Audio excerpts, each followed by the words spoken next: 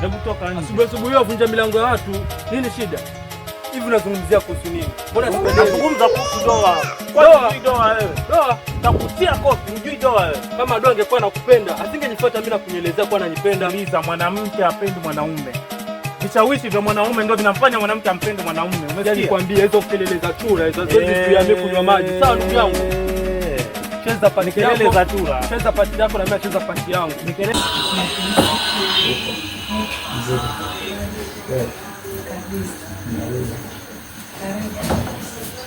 Suri, huyu ni nani ndani ya nyumba yako?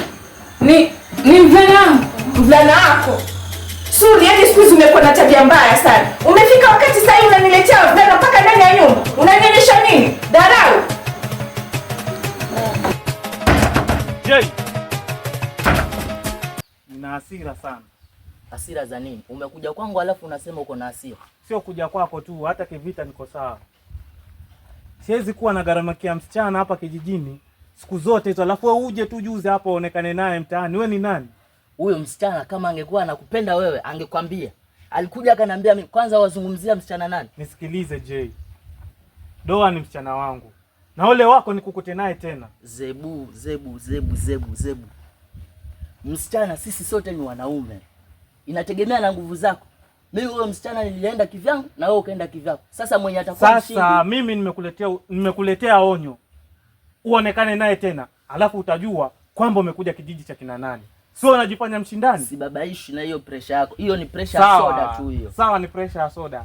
Lakini kitakachokukuta utanilaumu. Mimi nimeenda. Lakini acha tukubali. Suri. Abedada. Ulikuwa unafanya nini chumbani kwangu? Tena wewe na shemeji yako pekee. Nilikuwa nampelekea shemeji dawa. We, jaribu. Nikupatie talaka kama zote. Huyu ni mwanamke kama wewe. Kosa gani unataka kumpigia? Zuri. Mimi sizai, watu niitatasa. Hii mimba nataka kujua ya nani?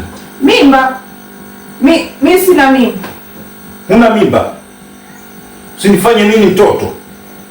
Sasa nifiche hii mimba.